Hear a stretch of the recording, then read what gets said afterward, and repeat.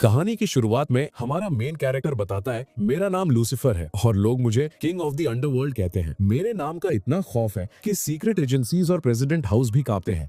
लेकिन इंसान चाहे कितना भी महान क्यों ना हो, गलतियां सबसे होती हैं। मैंने भी एक गलती की, एक ऐसी गलती जो इतनी बड़ी थी कि मैंने सिर्फ खुद को बर्बाद नहीं किया बल्कि अपनी पूरी टीम को भी अपने साथ ले डूबा। वो पछतावा मुझे अंदर ही अंदर खाए जा रहा था और शायद इसी पछतावे की वजह से गॉड ने मुझे 21 साल पीछे टाइम में भेज दिया, ठीक उस पॉइंट पर जहां से सब कुछ शुरू हुआ था। हर वो इंसान जो मेरी पास्ट लाइफ में था वो यहाँ भी मौजूद है और अब मेरे पास एक चांस है अपने दोस्तों को उन ट्रेजेडीज से बचाने का जिन्होंने उनकी जिंदगी बर्बाद कर दी। लेकिन जब से मैं वापस आया हूँ मुझे एक बात समझ नहीं आ रही, मेरी असली बॉडी कहाँ है। मेरा पुनर्जन्म एक ऐसे लड़के की बॉडी में हुआ है जिसका नाम भी लूसीफर है, लेकिन इस दुनिया में भले ही वो मौजूद है ऐसा लगता है जैसे वो किसी के लिए एग्जिस्ट ही नहीं करता। अगर इस दुनिया में सब कुछ सेम है तो मेरी ओरिजिनल बॉडी और मेरी फैमिली कहाँ है। अब मेरे पास सिर्फ दो मिशंस हैं, अपने लोगों को बचाना और अपनी रियल बॉडी को ढूंढना। मुझे लगा था कि ये सफर सिंपल होगा, लेकिन आगे जो खतरे हैं वो किसी की भी सोच से बहुत परे हैं। मैं एक नॉर्मल हाई स्कूल स्टूडेंट की तरह नहीं जी सकता, मैं बाकी सबकी तरह लड़कियों के साथ फ्लर्ट नहीं कर सकता, क्योंकि यहाँ भी गैंगस्टर्स, अंडरवर्ल्ड और मिलिट्री फोर्सेस मेरा पीछा नहीं छोड़ेंगी और उनकी वजह से किंग को मजबूरन अपने पुराने बैटलफील्ड पर वापस लौटना पड़ेगा। कहानी की शुरुआत सीक्रेट एजेंसी हेडक्वार्टर्स के एक सीन से होती है। हम देखते हैं कि जेम्स मैक्स को कॉफी पकड़ा रहा है। जेम्स पूछता है तो क्या चल रहा है। मैक्स जवाब देता है सब कुछ हमेशा की तरह नॉर्मल है, लेकिन सच कहूं तो हमें और कितने सालों तक ये करना है। मुझे ऑफिस ज्वाइन किए हुए 3 साल हो गए हैं और 3 साल से मैं बस इसी एक मॉनिटर के सामने बैठा हूँ। जेम्स कहता है तुम सिर्फ 3 साल में बोर हो गए, मैं यहाँ 8 साल से फंसा हुआ हूँ। हमारा बस एक ही काम है, उस आदमी पर नजर रखना जो उस बोट पर रह रहा है। प्रेसिडेंट हाउस ने सख्त ऑर्डर्स दिए हैं, हमें हर हाल में उस पर नजर रखनी है। अचानक मैक्स चिल्लाता है कैप्टन देखो वो बोट, वो हिल रही है। जेम्स घबरा जाता है, बोट क्यों हिल रही है। मैक्स तुरंत कॉल करता है बॉस वो बोट जो कभी नहीं हिलती वो एक्टिव हो गई है। 8 साल बाद हमें फिर से रेड अलर्ट दिखाई दे रहा है। जैसे ही बोट हिलती है हेडक्वार्टर्स और यहाँ तक कि प्रेसिडेंट हाउस में भी पूरी तरह हड़कंप मच जाता है। सीन शिफ्ट होता है सिटी एक्स कोस्ट पर। जेम्स अपनी पूरी मिलिट्री यूनिट के साथ वहां पहुंचता है। जेम्स आवाज लगाता है लूसीफर क्या तुम एक्सप्लेन कर सकते हो कि तुमने जमीन पर कदम क्यों रखा। ये हमारे एग्रीमेंट के खिलाफ है, तुम्हें रूल्स पता है और तुम्हारी वजह से सीक्रेट एजेंसी और प्रेसिडेंट हाउस दोनों बहुत गुस्से में है। लूसीफर मुस्कुराता है ओह तो प्रेसिडेंट को लगता है कि उसे मुझसे गुस्सा होने का हक है। उस बेवकूफ को कॉल लगाओ, देखते हैं कि उसकी मुझसे बात करने की हिम्मत कैसे होती है। जेम्स उसे फोन पकड़ा देता है, ये सोचते हुए भगवान जाने ये पागल आदमी प्रेसिडेंट से कैसे बात करता है। लूसीफर हंसता है और कॉल पर कहता है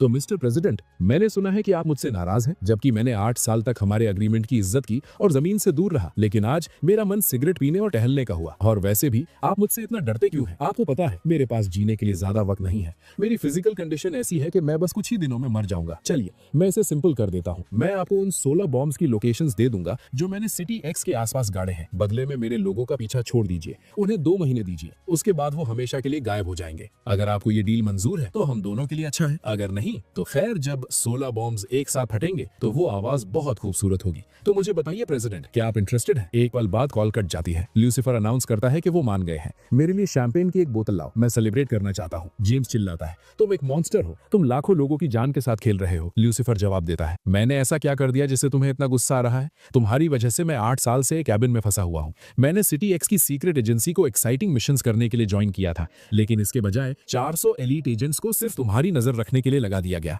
तुम एक चलती मुसीबत हो। लूसीफर गुस्से से देखता है मुझे लूसीफर मत बुलाओ, मुझे उस नाम से नफरत है।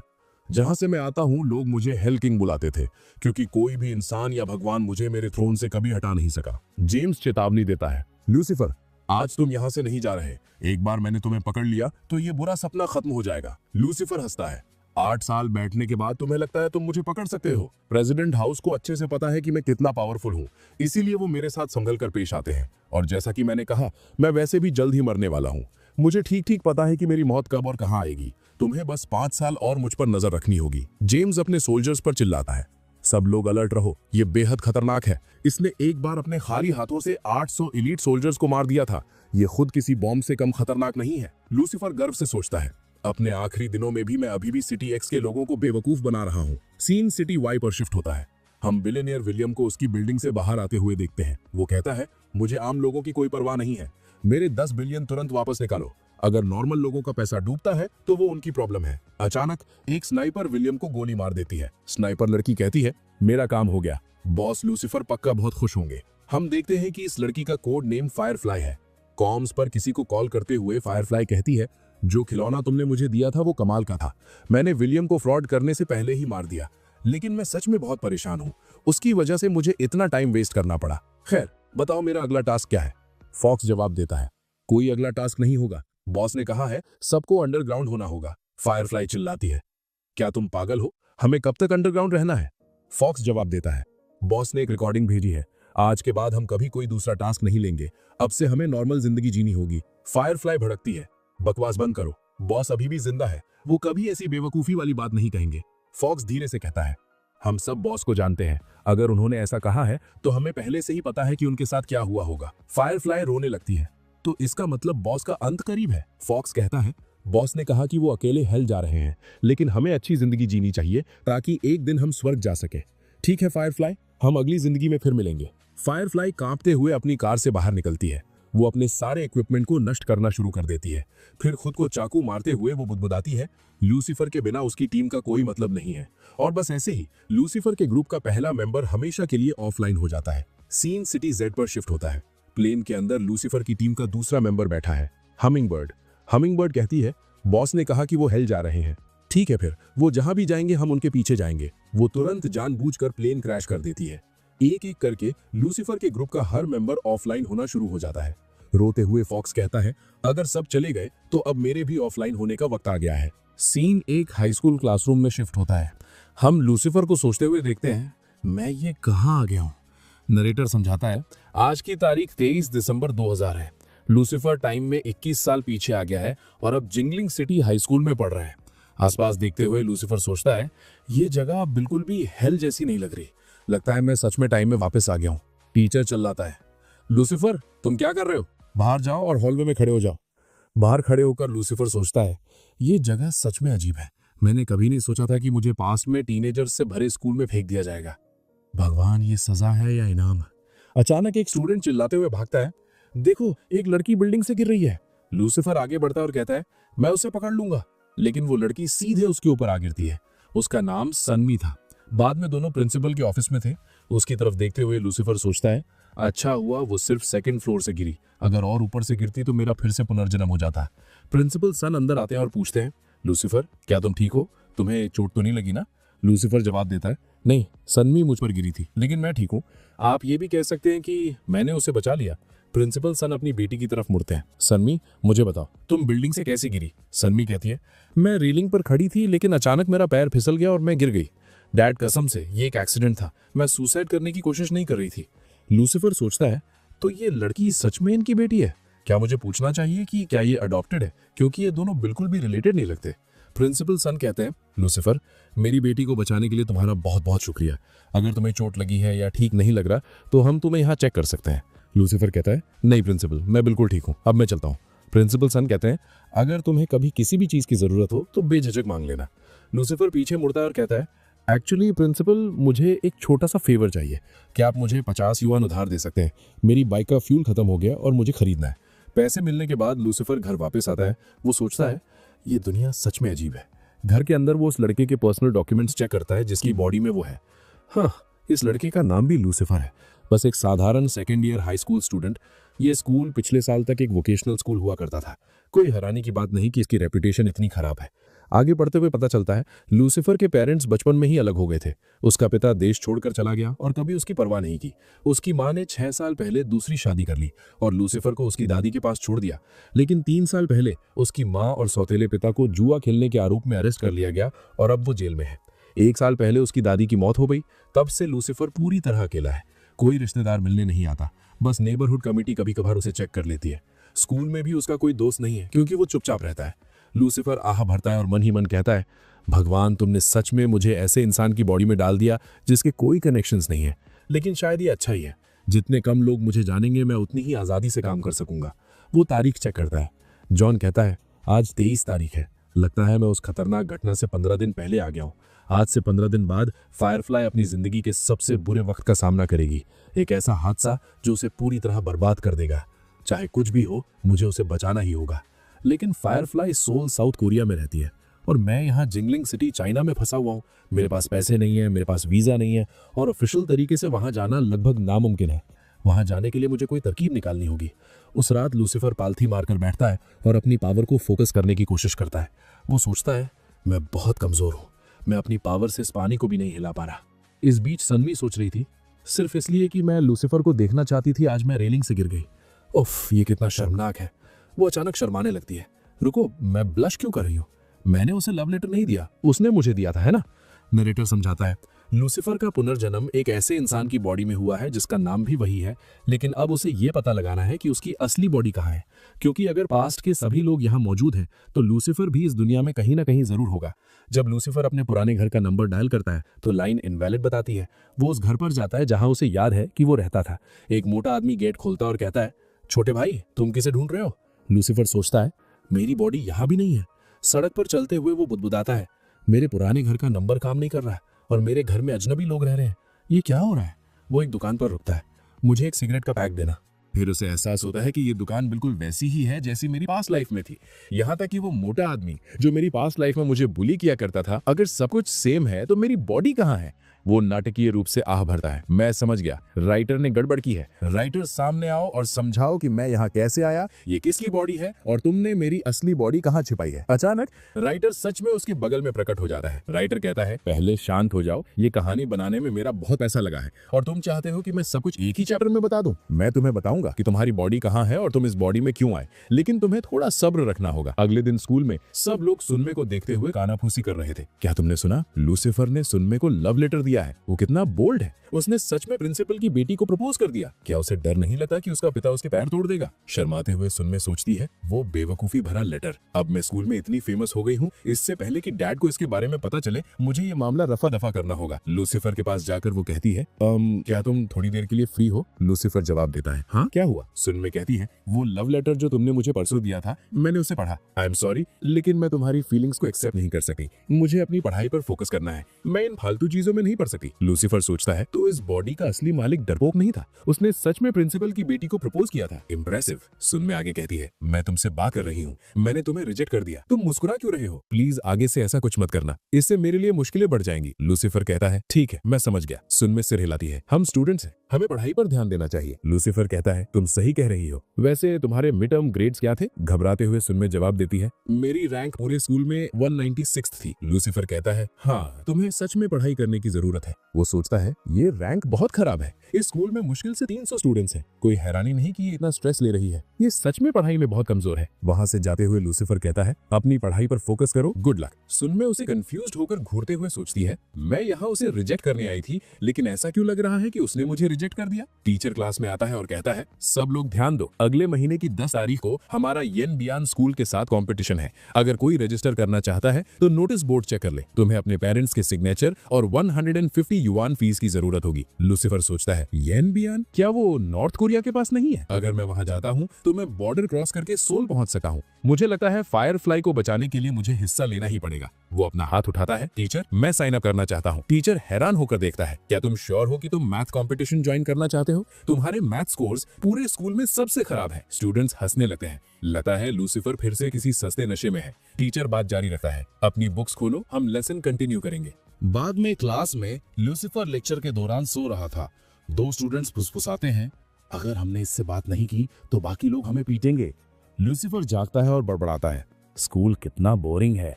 वो लड़के उसके पास आते हैं लूसीफर क्या तुम हमारे साथ पीसी कैफे चलोगे? लूसीफर खड़ा होता है हाँ, मैं काफी सो लिया, अब कुछ काम करने का वक्त है। पीसी कैफे में लूसीफर गेम में बार बार हार रहा है। वो सोचता है मुझे अपनी पास्ट लाइफ में गेम्स खेलने चाहिए थे, ये बहुत बोरिंग है। अचानक कोई उसका कंधा पकड़ता और कहता है अबे आरामखोर, तुम्हारा नाम लूसीफर है ना? मेरे साथ आओ, मुझे तुमसे बात करनी है, गली में चलते हैं। गली में वो आदमी कहता है तुम दोनों ने अच्छा काम किया, अब तुम जा सकते हो। लूसीफर पूछता है तुम मुझे यहाँ क्यों लाए हो? वो आदमी सिगरेट जलाता और जवाब देता है मेरा नाम जिया है, लेकिन ये आसपास सब मुझे ब्रदर डी बुलाते हैं। मैंने सुना है तुमने 2 दिन पहले सन्मी को लेटर दिया था, क्या तुम्हें नहीं पता सन्मी किसी की गर्लफ्रेंड है? क्या तुम उसे लव लेटर देकर अपनी जिंदगी से ऊब गए हो? लूसीफर सोचता है वो क्यूट लड़की इस गैंगस्टर के साथ, आजकल लड़कियों की पसंद को क्या हो गया है? लूसीफर कहता है सच में सन्मी तुम्हारी गर्लफ्रेंड है? जिया जवाब देता है अभी नहीं, लेकिन जल्द ही बन जाएगी। अब तुम्हें पता है ना तुम्हें क्या करना है। बाकी लड़के कहते हैं क्या तुम बेवकूफ हो? ब्रदर डी तुमसे बात कर रहे हैं, तुम्हें उन्हें ठीक से जवाब देना चाहिए। लूसीफर कहता है, मैं बातों से जवाब देकर थक गया हूँ, अब मैं तुम सबको अपने हाथों से जवाब दूंगा। वो सोचता है, आखिरकार मुझे अपने मुक्कों का इस्तेमाल करने का मौका मिल ही गया। सीन सनमी पर शिफ्ट होता है। सनमी कहती है, मॉम ने मुझे डैड का डिनर देने के लिए कहा था। तभी उसे लूसीफर कुछ बाइसिकल्स के पास बैठा हुआ दिखता है। वो सोचती है, ये यहाँ क्यों बैठा है, ये क्या कर रहा है। लूसीफर बड़बड़ाता है, ये मेरी वाली नहीं है। सनमी पास आती है और कहती है, तुम किसी और की बाइसिकल के साथ छेड़छाड़ क्यों कर रहे हो। लूसीफर जवाब देता है, क्या तुम मेरा यकीन करोगे अगर मैं कहूं कि मुझे याद नहीं आ रहा कि मेरी बाइसिकल कौन सी है। सनमी भड़कती है, क्या तुम्हें मैं बेवकूफ लगती हूँ। लूसीफर कहता है, एक सेकंड रुको, मुझे तुमसे कुछ पूछना है। सनमी सोचती है, हर बार जब मैं इसके करीब आती हूँ तो मुझे इतना अजीब क्यों महसूस होता है। लूसीफर आगे कहता है, क्या तुम मुझसे कम प्यार से बात कर सकती हो। मुझे पता है तुम प्रिंसिपल की बेटी हो, तुम्हें अपनी रेपुटेशन मेंटेन करनी पड़ती है, सबके सामने परफेक्ट दिखना पड़ता है और तुम लड़कों से कभी बात नहीं करती, लेकिन तुम्हें मेरे साथ इतना रूड होने की जरूरत नहीं है, मैं भी एक इंसान हूँ। सनमी जवाब देती है, अगर तुम मुझसे बात नहीं करना चाहते तो ठीक है, लेकिन तुम मुझे लेक्चर्स क्यों दे रहे हो। लूसीफर कहता है, चीजों को हैंडल करने का ये सही तरीका नहीं है। अभी तुम बच्ची हो, तुम अभी नहीं समझोगी, लेकिन जब तुम बड़ी हो जाओगी तो तुम्हें मामलों को समझदारी से निपटाना होगा, ऐसे नहीं। और कल तुम्हारी जान बचाने के बाद क्या तुम मुझसे ऐसे बात करोगी। सनमी कहती है, मैं सेकंड फ्लोर से गिरी थी, अगर मैं गिर भी जाती तो मैं मरने वाली नहीं थी। लूसीफर बात बदलता है, मेरा एक सवाल है, क्या तुम जिया नाम के लड़के को जानती हो। सनमी जवाब देती है, हाँ, उसने स्कूल के बाहर मुझे 2 बार रोका था, डैड ने दोनों बार उसे भगा दिया। वो एक गुंडा है, वो मेरा पीछा करने की कोशिश करता रहता है। लूसीफर कहता है, खैर अब वो तुम्हारा पीछा नहीं करेगा, मैंने उसका अच्छे से इलाज कर दिया है। सीन हॉस्पिटल में जिया पर शिफ्ट होता है। जिया पट्टियों में लिपटा हुआ पड़ा है और चिल्ला रहा है, वो हरामखोर लूसीफर, वो एक मॉन्स्टर है। वापस लूसीफर और सनमी पर। लूसीफर कहता है, देखो मैंने तुम्हारी बहुत मदद की, अब मुझे तुम्हारी मदद चाहिए। क्या तुम्हें एनबीएन कंपटीशन के बारे में पता है। सनमी पूछती है, तुम उसके बारे में क्यों पूछ रहे हो, और दूसरों की बाइसिकल्स को छूना बंद करो, वो वाली जो साइड में है वो तुम्हारी है। लूसीफर हैरान होकर पूछता है, तुम्हें कैसे पता कि मेरी कौन सी है, हम सेम क्लास में भी नहीं है। सनमी घबरा कर जवाब देती है, मैंने बस एक बार देख लिया था। लूसीफर मुस्कुराता है, ओ तो क्या तुम मेरा पीछा कर रही हो। सनमी लाल हो जाती है, बकवास बंद करो, मेरे सवाल का जवाब दो, तुम्हें कंपटीशन की इतनी परवाह क्यों है। लूसीफर कहता है, मैं पार्टिसिपेट करना चाहता हूँ, लेकिन मैं क्वालिफाइड नहीं हूँ। सनमी पूछती है, तुम भी एनबीएन जाना चाहते हो। लूसीफर जवाब देता है, मुझे बर्फ बहुत पसंद है, मैं एनबीएन में बर्फ देखना चाहता हूँ। चूंकि तुम्हारे पिता प्रिंसिपल है, मुझे यकीन है तुम्हारे पास मुझे ज्वाइन करवाने के तरीके होंगे। सनमी सोचती है, ये थोड़ी देर पहले इतनी सीरियस बातें कर रहा था, लेकिन अब ऐसे बात कर रहा है जैसे ये सिर्फ बर्फ देखने आया हो। लूसीफर सोचता है, मुझे नहीं पता कि ये इस बॉडी का असर है या कुछ और, लेकिन ये लड़की सच में क्यूट है, फिर भी मुझे बिहेव करना होगा, मैं बच्चा नहीं हूँ। अचानक लूसीफर के पेट से जोर से आवाज आती है। सनमी पूछती है, क्या तुमने खाना नहीं खाया। लूसीफर जवाब देता है, मेरे पास खाने के लिए पैसे नहीं है। सनमी कहती है, मुझे तुम्हारी फैमिली सिचुएशन के बारे में पता है, मैं जानती हूँ अकेले रहना कितना मुश्किल होता है, और मैं तुम्हें जज नहीं कर रही, मैं सच में मदद करना चाहती हूँ। अगर तुम्हें पैसों की मदद चाहिए तो मैं डैड से कहकर तुम्हें गवर्नमेंट असिस्टेंस दिला सकती हूँ, प्लीज बुरा मत मानना। लूसीफर कहता है, मुझे पहले शक था, लेकिन अब मुझे यकीन हो गया है कि तुम मेरा पीछा करती हो। सनमी कांप जाती है, नहीं, मैंने बस तुम्हारे बारे में बातें सुनी है। लूसीफर उसके हाथ में खाने का डिब्बा देखता है, वो क्या है। सनमी जवाब देती है, मेरे डैड का डिनर। लूसीफर उसे चमकती आंखों से देखता है। बाद में लूसीफर खुशी खुशी चिकन खाते हुए कहता है, ये कमाल का है, बहुत टेस्टी। इस बीच प्रिंसिपल सॉन सोचते हैं, आज सिर्फ एक चिकन लेग क्यों है, क्या आमतौर पर 2 नहीं होते। घर पर लूसीफर करी ट्रेनिंग करता है। वो सोचता है, अभी सबसे अच्छा तरीका है अपनी बॉडी को मजबूत बनाना। सॉल यहाँ से 1800 किलोमीटर दूर है और एनबीएन और सॉल के बीच एक मिलिट्री जोन है,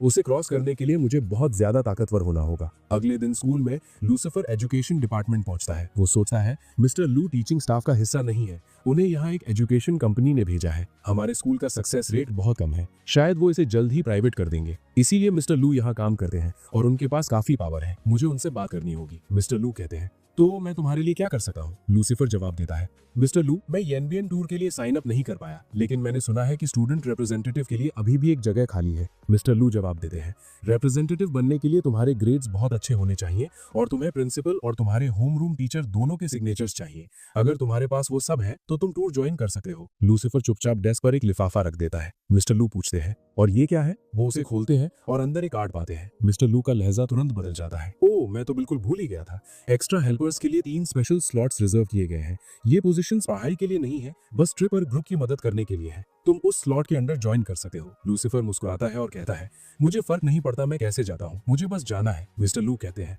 अपनी इन्फॉर्मेशन और डॉक्यूमेंट्स तैयार कर लो। लूसीफर जवाब देता है, मैंने पहले ही सब तैयार कर लिया है। मिस्टर लू आगे कहते हैं, आज दोपहर तक टूर ज्वाइन करने वाले सभी स्टूडेंट्स के नाम नोटिस बोर्ड पर लगा दिए जाएंगे। चिंता मत करो, तुम्हारा नाम वहां होगा। जैसे ही लूसीफर जाता है, मिस्टर लू सोचते हैं, ये बच्चा इस उम्र में इसे पहले से पता है कि गिफ्ट कैसे देते हैं। ये पक्का सिंपल नहीं है। सीन सनमे पर शिफ्ट होता है। घर जाते हुए सनमे सोचती है, मैं फिर से टेस्ट में फेल हो गई। मुझे सिर्फ 45 पॉइंट्स मिले, लेकिन मुझे 50 चाहिए थे। अगली बार मैं कम से कम 60 लाऊंगी, हालांकि वो भी बस एवरेज है, कुछ खास नहीं। अचानक एक स्टूडेंट अनाउंस करता है कि एनबीएन जाने वाले स्टूडेंट्स की लिस्ट लग गई है। हर कोई अपना नाम चेक करने के लिए भागता है। सनमे सोचती है, क्या लूसीफर लिस्ट में आया? वो देखती है, हाँ, यकीन नहीं होता, उसका नाम सच में लिस्ट में है। बाद में घर पर सनमे कहती है, डैड, मुझे भी एनबीएन कंपटीशन में हिस्सा लेना है। प्रिंसिपल सन जवाब देते हैं, मुझे लगा था तुम्हें बिल्कुल इंटरेस्ट नहीं है। अचानक तुम इतनी उत्सुक क्यों हो? इसके अलावा सारी सीट्स पहले ही भर चुकी हैं। सनमे जिद करती है, मुझे फर्क नहीं पड़ता, मुझे जाना है। प्रिंसिपल सन बड़बड़ाते हैं, तुम आजकल अजीब बर्ताव कर रही हो। 3 जनवरी 2001 ट्रेन स्टेशन पर सनमे स्टेशन पर इंतजार करती है। स्कूल टीम कहाँ है? वो अभी तक यहाँ क्यों नहीं आए?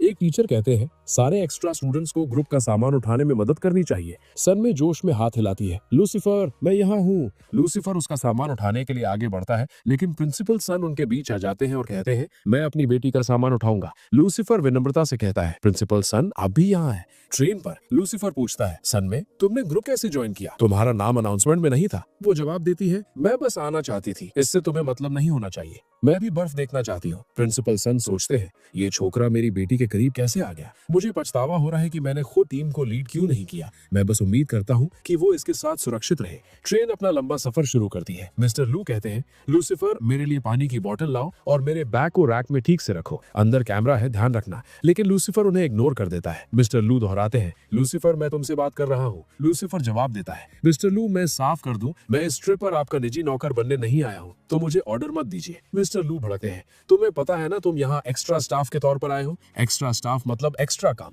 लूसीफर शांति से कहता है, मैंने इस स्लॉट के लिए आपको घूस दी थी और आपको पैसे देने के बाद मैं आपके छोटे मोटे काम नहीं करने वाला। मैं जो चाहूंगा वो करूंगा, आप मुझे कुछ नहीं कह सकते। मिस्टर लू घूरते हैं, बच्चे होकर तुम बहुत ज्यादा जुबान चला रहे हो। लूसीफर उन्हें एक सिगरेट ऑफर करता और कहता है, मिस्टर लू, गुस्सा मत कीजिए, लीजिए इसे पीजिए, अपने गुस्से को धुएं में उड़ा दीजिए। मिस्टर लू कश लेते हैं और चिल्लाते हैं, ये नकली है, तुमने मुझे फिर से बेवकूफ बनाया। बाद में वो एनबीएन पहुंचते हैं। सनमे सोचती है, मुझे आजकल क्या हो रहा है? इस बेवकूफ की वजह से मैंने ये पूरी ट्रिप ज्वाइन की। लूसीफर ऊपर आता है और उसका बैग फिर से उठा लेता है। वो कहता है, तुम रिलैक्स करो और कोक पियो, यहाँ का एक्स्ट्रा काम मैं कर लूंगा। फिर लूसीफर मिस्टर लू के पास जाता है। मिस्टर लू चिल्लाते हैं, क्या तुम 4 दिनों के लिए गायब होने का प्लान बना रहे हो? ये एक स्टडी टूर है, तुम्हारी पर्सनल छुट्टी नहीं। अगर तुम अकेले कहीं चले गए और कुछ हो गया तो जिम्मेदारी कौन लेगा? क्या तुम चाहते हो कि मैं बिना वजह मुसीबत में पड़ जाऊं? लूसीफर एक रिकॉर्डिंग निकालता है, मिस्टर लू के घूस लेने की रिकॉर्डिंग। मिस्टर लू जम जाते हैं, तुम छोटे कमीने, तुमने मुझे फंसाया, मुझसे पंगा मत लो, इसका अंजाम तुम्हारे लिए अच्छा नहीं होगा। मैं तुमसे डरता नहीं हूँ,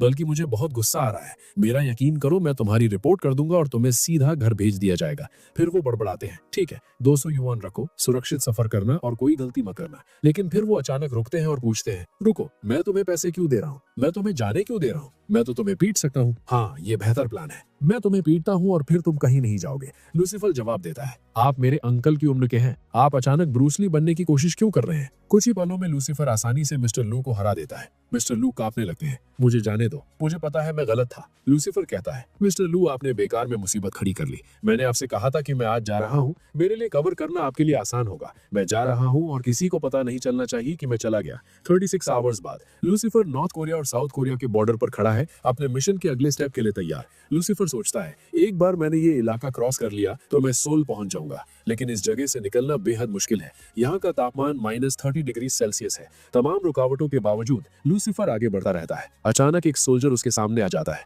सोल्जर कहता है, तुम घुसपैठिए हो, लेकिन लूसीफर सीधा खड़ा होता है और उस आदमी को तुरंत बेहोश कर देता है। वो बेहोश सोल्जर की बॉडी को खींचकर साइड में कर देता है। लाइट हाउस पर गार्ड्स बात करते हैं, मुझे लगता है वहाँ कोई हलचल हुई थी। दूसरा गार्ड कहता है, कोई पक्षी होगा, अगर इंसान होता तो सर्च लाइट में दिख जाता है। बॉर्डर की बाड़ को काटे हुए लूसीफर सोचता है, ये बिना ट्रेनिंग वाली बॉडी सच में कमजोर है। जब मैं घर पहुंचूंगा मुझे फिर से ट्रेन करना होगा ताकि मैं मजबूत बन सकूं। वो चॉकलेट बार खाता है और सोचता है मुझे कैलोरीज चाहिए ताकि मैं चलता रहूं और इस फील्ड में माइंस को साफ देख सकूं। ज्यादातर लोगों के लिए माइन फील्ड क्रॉस करना बेहद खतरनाक है, लेकिन लूसीफर के लिए ये आसान है। अपनी पास्ट लाइफ में मैंने इतने माइन फील्ड्स क्रॉस किए थे कि गिनती भी याद नहीं। संभल कर कदम रखते हुए लूसीफर कहता है बस 30 मीटर और फिर मैं माइन फील्ड के पार होऊंगा। लेकिन तभी उसका संतुलन बिगड़ जाता है, उसका पैर सीधा माइन पर पड़ता है। लूसीफर तेजी से सोचता है मैंने इस माइन पर 3 किलो प्रेशर डाला है, अगर ये फटी तो ब्लास्ट रेडियस लगभग 2 मीटर होगा। अगर मैंने अपना घुटना थोड़ा सा भी उठाया तो ये बहुत जोर से फटेगी। वो फुसफुसाता है मुझे लगातार प्रेशर बनाए रखना होगा और उसी वक्त अपनी बॉडी को आजाद करना होगा।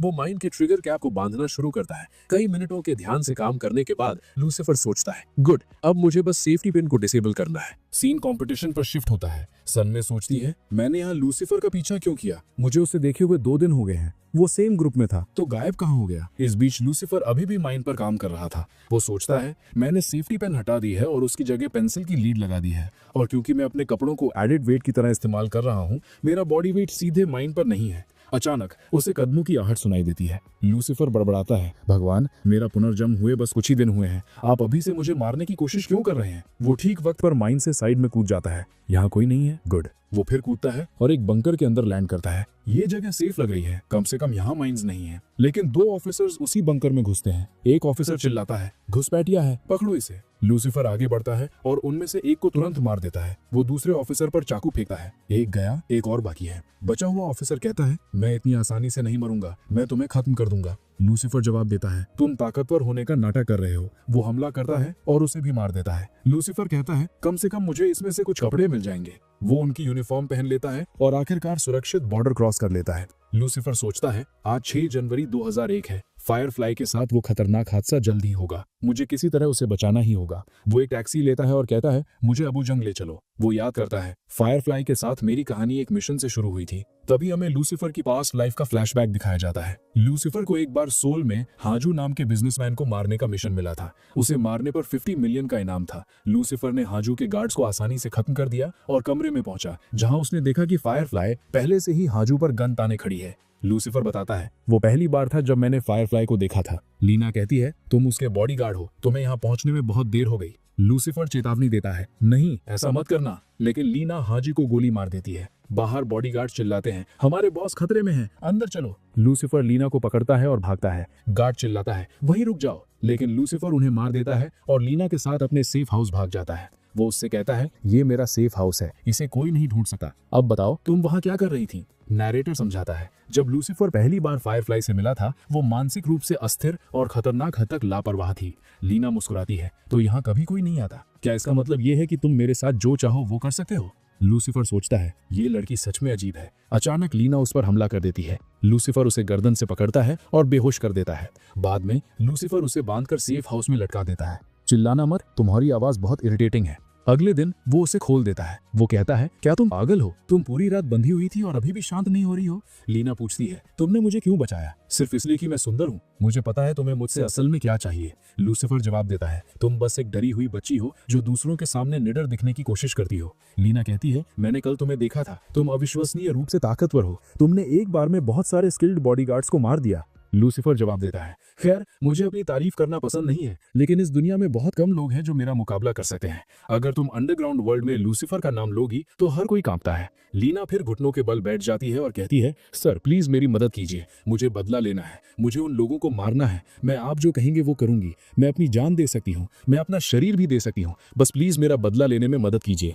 लूसीफर बताता है और इसलिए मैंने लीना को 2 साल ट्रेन किया ताकि वो अपना बदला कामयाबी से ले सके। 2 साल बाद लीना इतनी मजबूत हो गई थी कि वो ये कर सके और उसने किया। रोते हुए लीना ने कहा डैड, मॉम, भाई, मुझे आप सबकी बहुत याद आती है, लेकिन आप जहाँ भी हैं मुझे उम्मीद है अब आप शांति से आराम कर पाएंगे क्योंकि मैंने उन लोगों को मार दिया है जिन्होंने आपकी जान ली थी। लूसीफर उसकी तरफ बढ़ा और कहा तुमने अच्छा किया। लूसीफर आगे बताता है बदला लेने के बाद लीना ने आखिरकार मुझे 6 जनवरी 2001 को उसके साथ असल में क्या हुआ था और वो बदले के लिए इतनी जुनूनी क्यों हो गई थी। उसे ऊपर उठाते हुए लूसीफर ने कहा उठो, तुम्हें अभी ट्रेनिंग करनी है। हालांकि ये पहली बार है जब मैंने किसी को सोते हुए रोते देखा है। लीना ने उसकी आस्तीन पकड़ी और कहा क्या आप थोड़ी देर मेरे पास बैठ सकते हैं, मुझे डर लगता है कि अगर मैं आधी रात को जागी तो शायद खुद को गोली मार लूं। लूसीफर ने कहा तुम अपने अंदर बहुत दर्द लेकर चल रही हो, बताओ तुम्हारी कहानी क्या है। लीना ने कहा यह पहली बार है जब मैं किसी को अपनी कहानी बता रही हूँ।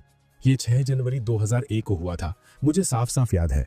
वो एक आम रात की तरह शुरू हुई थी। मेरे भाई की स्कूल में लड़ाई हो गई थी और मॉम उसे डांट रही थी। अचानक गैंगस्टर्स का एक ग्रुप हमारे घर में घुस आया। उन्होंने मेरे पिता को मार दिया और उनकी सारी संपत्ति ले ली। फिर वो हमारी तरफ आए। मेरे भाई ने हमें बचाने की कोशिश की, लेकिन उन्होंने उसे मेरी आंखों के सामने मार दिया। उसके चेहरे से आंसू बह रहे थे।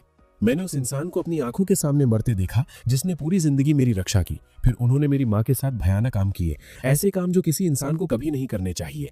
उन्होंने उनके शरीर का इस्तेमाल किया और फिर उन्हें बार बार चाकू मारा जब तक कि वो मर नहीं गई। उन्हें मारने के बाद जिसने उन्हें चाकू मारा था वो मुझे खींचकर आंगन में ले गया और मेरे साथ सबसे बुरे काम किए जिनकी कोई कल्पना कर सकता है।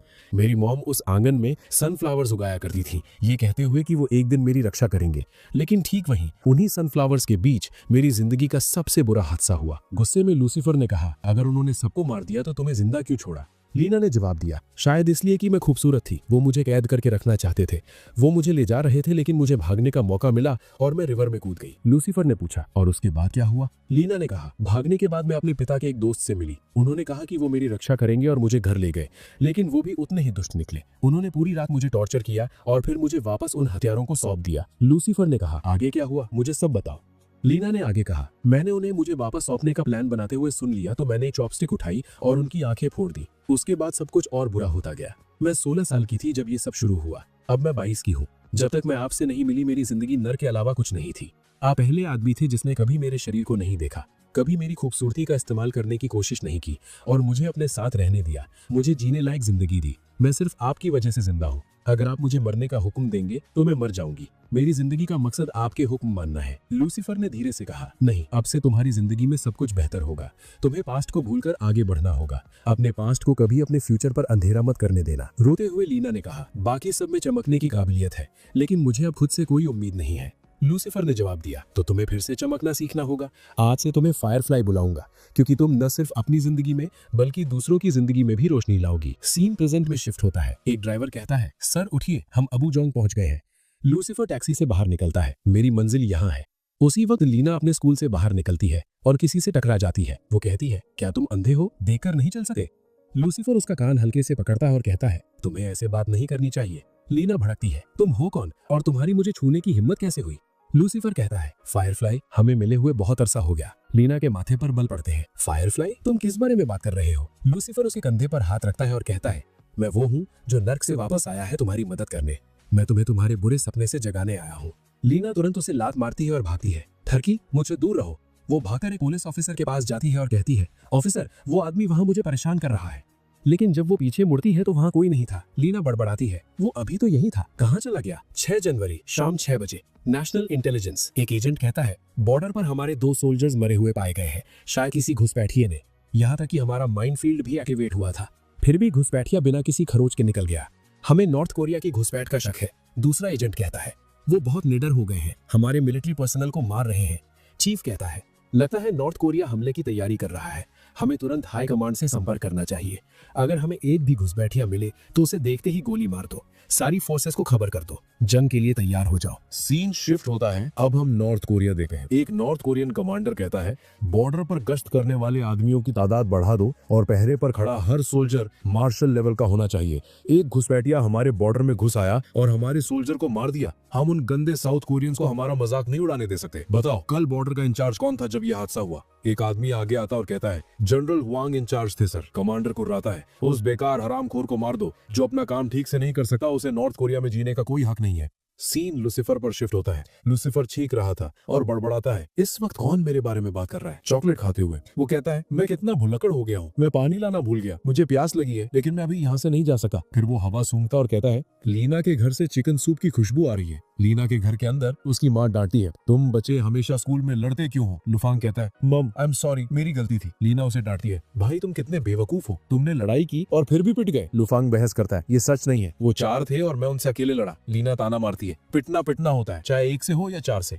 अचानक एक गैंगस्टर कार उनके घर के बाहर रुकती है। लूसीफर धीरे से कहता है, शुरू हो रहा है। सीन मिस्टर लू पर शिफ्ट होता है। कोई मिस्टर लू का दरवाजा खटखटाता है। वो खोलते हैं। सनमी, तुम इतनी रात को यहाँ क्या कर रही हो? सनमी कहती है, मिस्टर लू प्लीज मुझे बताइए, लूसीफर कहाँ है? मैंने उसे 2 दिन से नहीं देखा। मिस्टर लू जवाब देते हैं, वो मेरा रूममेट है, वो अभी सो रहा है, बहुत रात हो गई है, सब इस वक्त सोते हैं। सनमी जिद करती है, मिस्टर लू मुझे सच में लूसीफर से मिलना है, ये जरूरी है, मुझे उससे बात करनी है। मिस्टर लू कहते हैं, वैसे ही बहुत रात हो गई है, वो सो रहा है, तुम उससे बात कैसे करना चाहती हो? सनमी मिन्नतें करती है, नहीं मिस्टर लू, ये सच में अर्जेंट है। मिस्टर लू आहा भरते हैं और प्रिंसिपल को कॉल करते हैं। जब प्रिंसिपल जवाब देते हैं, मिस्टर लू कहते हैं, हेलो प्रिंसिपल सन, यहाँ सब ठीक है? और दरअसल एक बड़ी दिलचस्प बात हुई। सनमी बहुत धीरे से फुसफुसाती है, प्लीज मेरे डैड को मत बताइएगा कि मैं इतनी रात को यहाँ आई थी, मैं जा रही हूँ, उन्हें कुछ मत बताइएगा। मिस्टर लू अजीब तरह से हंसते हैं और फोन में कहते हैं, नहीं नहीं प्रिंसिपल सन, आपकी बेटी अपने कमरे में शांति से सो रही है, मैं आपको यकीन दिलाता हूँ, पढ़ाई के अलावा वो बाकी सब में अच्छी है। फोन रखने के बाद मिस्टर लू दरवाजा बंद करते हैं और रोते हुए बड़बड़ाते हैं, ये नौकरी बहुत मुश्किल है, मैंने अपनी जिंदगी में पहली बार घूस ली और वो भी उसके जैसे मुसीबत खड़ी करने वाले बच्चे से, अब वही मुझे स्ट्रेस दे रहा है। सीन लीना के घर के अंदर शिफ्ट होता है। गैंगस्टर्स घर में घुस आते हैं। लुफांग और उसकी मां घबरा जाते हैं, ये लोग कौन है? लुफांग आगे आता है और चिल्लाता है, तुम हमारे घर में कैसे घुसे, कौन हो तुम? एक गैंगस्टर उसे लात मारकर साइड कर देता है। रास्ते से हट बचे। तभी हाजू, योंग और ते घर में घुस आते हैं। हाजू को देखकर लूसीफर बड़बड़ाता है, ये वही हरामखोर है जिसके लिए मुझे $50 मिलियन मिले थे, लीना ने इसे मेरी आंखों के सामने मारा था। नैरेट को समझाता है, ली फैमिली की बर्बादी इन 3 आदमियों की वजह से शुरू हुई। हाजू और लीना के पिता ने मिलकर एक शिपिंग कंपनी शुरू की थी। साल 2000 तक कंपनी बहुत बड़ी हो चुकी थी। उसी साल 2 भाई ते और योंग, जो पेशे से सूदखोर थे, हाजू के पास आए और पार्टनरशिप मांगी। हाजू को उनके साथ काम करने में कोई दिक्कत नहीं थी, लेकिन लीना के पिता ने मना कर दिया क्योंकि वो अपराधी थे। लेकिन हाजू ने अपने पार्टनर को धोखा दिया, उसने सूदखोरों से हाथ मिलाया और लीना के पिता को मार दिया। उन्होंने उसकी बॉडी को नदी में फेंक दिया। प्रेजेंट सीन लीना के घर में। हाजू लुफांग को जोर से लात मारता है। ते मुस्कुराता है, आज रात मैं इस लड़की के मजे लूंगा। लूसीफर सोचता है, वक्त आ रहा है, मुझे जल्द ही कुछ करना होगा। ते कहता है, वो हरामखोर ली डोंग बेवकूफ था, माना मैं और मेरा भाई हमेशा गलत धंधे करते थे, लेकिन हम सिर्फ एक फेयर पार्टनरशिप चाहते थे। अब हम उसकी बेटी का इस्तेमाल करके अपना बदला लेंगे। लूसीफर के दिमाग में विचार दौड़ते हैं, इससे पहले कि वो लीना को नुकसान पहुंचाए, मुझे जल्द ही कुछ करना होगा। अचानक पूरे घर में अलार्म बजने लगता है। ते कहता है, सब यही रुको, मैं शोर चेक करता हूँ। वो खिड़की खोलता है और बाहर देखता है, फायर ट्रक, क्या घटिया टाइमिंग है। योंग कहता है, हमें जगह बदल लेनी चाहिए। अगर फायर फाइटर्स ने ये सारी गाड़ियां देख ली तो उन्हें पता चल जाएगा कि कुछ गड़बड़ है। अगर पुलिस आ गई तो सब बर्बाद हो जाएगा।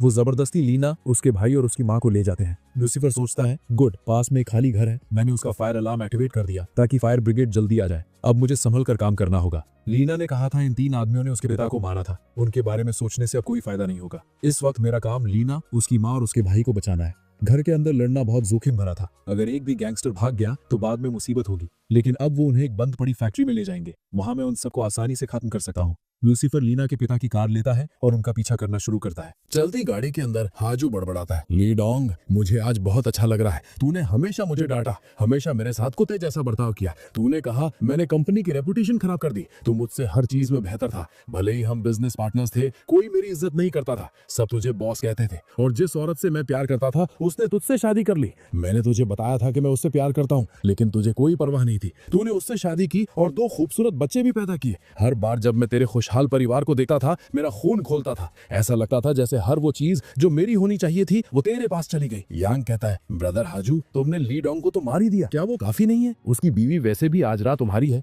एक बार हम फैक्ट्री पहुंच जाए तो उन्हें जितना चाहो उतना टॉर्चर कर सकते हो। हाजू गुर्राता है, मैं उसकी बीवी और बेटी को सबसे ज्यादा तड़पाऊंगा। जब वो हरामखोर नर्क से उनकी तड़प देखेगा तब उसे समझ आएगा कि मुझे धोखा देना कैसा लगता है। सीन बंद पड़ी फैक्ट्री के अंदर शिफ्ट होता है। लीना की माँ भीख मांगती है, हाजू प्लीज मेरे परिवार को जाने दो, तुम और डोंग परसों से दोस्त थे, उस दोस्ती की खातिर प्लीज हमें जाने दो। हाजू थूकता है, दोस्त? ली डोंग मेरा सबसे बड़ा दुश्मन था, मैंने उसे मार दिया और अब तुम्हारे परिवार की बारी है। लीना की माँ रोती है, प्लीज ऐसा मत करो। लेकिन हाजू एक कोड़ा इस्तेमाल करता है और उन पर बेरहमी से हमला करता है। लीना की माँ अपने बच्चों को बचाने की कोशिश करती है। हाजू तुम ऐसा क्यों कर रहे हो, हमने कभी तुम्हारा बुरा नहीं किया, इतनी नफरत क्यों? लूफैंग चिल्लाता है, कमीने, तेरी मेरी मॉम पर हमला करने की हिम्मत कैसे हुई, मैं तुझे जिंदा नहीं छोड़ूंगा। वो हाजू को पकड़ता है, लेकिन हाजू उसे आसानी से मुक्का मारकर दूर कर देता है। बाकी आदमी लूफैंग को घेर लेते हैं और उसे बुरी तरह पीटना शुरू कर देते हैं। लीना रोते हुए कहती है, अगर ये कोई बुरा सपना है तो प्लीज कोई मुझे जगा दो। अचानक उसे याद आता है कि लूसीफर ने उससे एक बार क्या कहा था, मैं तुम्हें तुम्हारे बुरे सपने से जगाने के लिए नर्क से आया हूँ। उसी पल लूसीफर वहां पहुंचता है और जोर जोर से कार का हॉर्न बजाना शुरू कर देता है।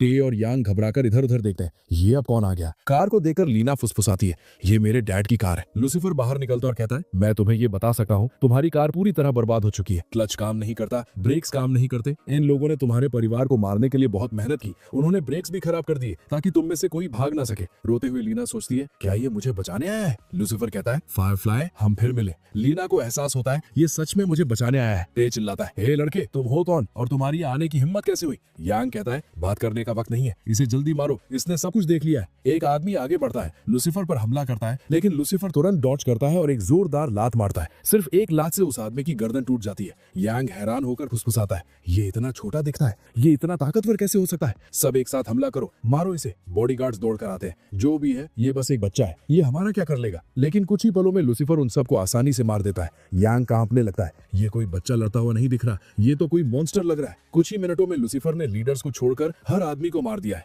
यांग चिल्लाता है, टे जाओ इसे मारो। हाजू उसका हौसला बढ़ाता है, हाँ टे तुम इसे हरा सकते हो, हमारे साथ आने से पहले तुम एक स्पेशल यूनिट में थे, तुम्हें अपने स्किल्स याद होंगे। अपना खंजर पकड़ते हुए टे मुस्कुराता है, सही कहा, वो मुझे डैगर किंग बुलाया करते थे, इस बच्चे को मारना आसान होगा। लूसीफर शांति से कहता है, मैं तुम्हें याद दिला दूं, तुम इस दुनिया में सिर्फ दूसरे इंसान हो जिसने मुझे चाकू दिखाने की हिम्मत की है। तुम्हें पता है पिछली बार जिसने मुझे चाकू दिखाया था उसके साथ क्या हुआ था? टे गुर्राता है, मुझे परवाह नहीं, मैं आज तुम्हें मार डालूंगा। वो लूसीफर के गले पर वार करता है, लेकिन लूसीफर बिना किसी मेहनत के डॉज कर लेता है। टे पीछे हटता है, पसीने से लथपथ। यकीन नहीं होता, तुम्हारी उम्र के हिसाब से तुम्हारे स्किल्स कमाल के हैं, तुम हर हमले को डॉज कर सकते हो। वो लगातार हमला करता रहता है, लेकिन कुछ भी लूसीफर को छू नहीं पाता। लूसीफर कहता है, तुम्हारे स्किल्स बहुत बेकार हैं, तुम्हें स्पेशल यूनिट में भर्ती भी किसने किया था? टे चिल्लाता है, बकवास बंद करो। वो फिर हमला करता है, लेकिन लूसीफर उसके हाथ पर मुक्का मारता है, उसका हथियार गिरा देता है, खंजर पकड़ता है और टे का गला काट देता है। टे गिर जाता है, मर गया। लूसीफर कहता है, ये एक और गया, अगला कौन है? हाजू घबरा जाता है, टे मर गया, मुझे भागना होगा। लूसीफर कहता है, दुनिया के सबसे महान असैसिन के सामने भाग रहे हो, क्या मजाक है? वो अपना बैग हाजू पर फेंकता है, उसकी चोट से वो तुरंत बेहोश होकर गिर जाता है। यंग सदमे में जम जाता है, इस बच्चे का बैग ईंटों से भरा था। लूसीफर कहता है, तुमने क्या उम्मीद की थी? किताबें? तुम्हारे सारे आदमी मर चुके हैं, सिर्फ तुम बचे हो। यंग लीना को पकड़ता है और उसे बंधक बना लेता है। मेरे पास मत आना, मैं इसे मार दूंगा, मुझे पता है तुम यहाँ इस लड़की के लिए आए हो, अगर तुमने मुझे जाने नहीं दिया तो मैं इसे मारने में हिचकिचाऊंगा नहीं। लूसीफर शांति से लीना से कहता है, क्या तुम्हें डर लग रहा है? जब तक मैं यहाँ हूँ तुम्हें किसी भी चीज से डरने की जरूरत नहीं है, कोई तुम्हें चोट नहीं पहुंचा सकता। एक तकनीक है जिसकी मैंने हाल ही में प्रैक्टिस की है, मैं अभी इसमें परफेक्ट नहीं हूँ, लेकिन लगता है अब मुझे इसका इस्तेमाल करना ही पड़ेगा। लूसीफर बहुत ध्यान लगाता है। यंग को अचानक अपना शरीर जमते हुए महसूस होता है, क्या मुझे क्या हो रहा है? मेरा शरीर ये पूरी तरह लकवाग्रस्त हो गया है, मैं अपना हाथ भी नहीं हिला पा रहा। लूसीफर धीरे धीरे उसकी तरफ बढ़ता है, तुम तीसरे इंसान हो जिसने इस दुनिया में मुझे चाकू दिखाने की हिम्मत की। वो यंग को भी मार देता है। लूसीफर कहता है, तुम्हारा बुरा सपना यहाँ खत्म होता है, क्या तुम अभी भी डरी हुई हो? तुम्हें डरने की जरूरत नहीं है, मैं तुम्हें बचाने आया हूँ। 6 घंटे बाद लीना के घर पर लीना चौंकर जागती है, ये मेरा घर है। लूसीफर कहता है, आखिरकार तुम जाग गई, तुम डर के मारे मौके पर ही बेहोश हो गई थी। चिकन सूप पीते हुए लूसीफर कहता है, अपनी मॉम से कहना सूप बहुत शानदार था, और क्या तुम मुझे मेरी जैकेट वापस दे सकती हो? जब तुम बेहोश हुई थी मुझे लगा तुम्हें ठंड लगेगी तो मैंने वो तुम्हें पहना दी थी। जब लूसीफर अपनी जैकेट लेने की कोशिश करता है, लीना उसे कसकर पकड़ लेती है, वापस देने से मना कर देती है। लूसीफर आह भरता है, फायरफ्लाई जैकेट मेरी है, तुम्हें वो वापस करनी होगी। लीना आखिरकार छोड़ देती है और लूसीफर उसे अपने बैग में रख लेता है। वो कहता है, मैंने सूप फिर से गर्म कर दिया है, अगर भूख लगी हो तो खा लेना। कल के हमले की वजह से तुम्हारे भाई को चोट लगी थी, तुम्हारी मॉम ने उसे दवाई दी है, वो अब सो रहा है। तुम्हारे जागने से पहले मैंने तुम्हारी मॉम को सब समझा दिया था, वो तुम्हें सब बता देंगी। मेरी सलाह है पुलिस को कॉल मत करना, मैंने सब कुछ संभाल लिया है, अगर पुलिस आई तो सिर्फ नई मुसीबतें खड़ी होंगी। लीना तब लूसीफर का हाथ लेती है और उसे अपने गाल पर रखती है। वो धीरे से पूछती है, क्या तुम मेरी ही उम्र के हो? तो तुम बड़ों की तरह बातें क्यों करते हो? लूसीफर जवाब देता है, मुझे सच बताओ, तुम आज डरी हुई हो ना? तुम जो भी महसूस कर रही हो उसे बाहर निकाल दो। मैं बस ये पक्का करना चाहता हूँ कि तुम्हें कभी भी डर डर के या कांपते हुए अपनी जिंदगी ना जीनी पड़े। लीना कहती है, अगर तुम मुझसे ये कहोगे तो मैं फिर कभी किसी चीज से नहीं डरूंगी, लेकिन क्या तुम मुझे बता सकते हो कि तुम असल में कौन हो और तुम्हें कैसे पता था कि आज क्या होने वाला है? तुम एक फरिश्ते की तरह हो, लेकिन तुम पक्का स्वर्ग से नहीं हो। लूसीफर हंसता है, तुम बच्चे बहुत सवाल पूछते हो, मैंने तुम्हारी मॉम को सब बता दिया है, उनसे पूछ लेना। और हाँ, तुम्हारी मॉम को भी बहुत बुरी चोटें आई थी, तो मैंने अपने तरीकों से उन्हें ठीक कर दिया। वो अब सो रही हैं और लगभग 1 घंटे में जाग जाएंगी। जहां तक तुम्हारे भाई की बात है, वो बहुत जिद्दी हो रहा था और सुन नहीं रहा था, तो मुझे उसे बांधना पड़ा। फिर लूसीफर हल्के से लीना का कान खींचता है और कहता है, मेरी बात ध्यान से सुनो, अब से ठीक से पढ़ाई करना और कभी किसी के लिए बुरे शब्दों का इस्तेमाल मत करना। तुम्हें बहुत जल्दी बड़ा होने की कोई जरूरत जरूरत नहीं है। कभी टैटूज मत बनवाना, वो बच्चों पर अच्छे नहीं लगते। और शराब पीना या स्मोकिंग करना भी शुरू मत करना, वो आदतें तुम्हें बर्बाद कर देंगी। लीना जवाब देती है, मुझे तुम्हारी कही हर बात याद है, मैं वो सब करूंगी, लेकिन प्लीज मुझे बताओ तुम्हारा नाम क्या है। लूसीफर जवाब देता है, जब सही वक्त आएगा तुम्हें पता चल जाएगा कि मैं कौन हूँ और मेरा नाम क्या है। लीना पूछती है, क्या तुम अभी जा रहे हो? लूसीफर कहता है, मैंने तुम्हें बताया था मेरे पास ज्यादा वक्त नहीं है, मुझे जाना होगा। लीना मिन्नतें करती है, कम से कम मुझे बता दो तुम इंसान हो या देवता। लूसीफर जवाब देता है,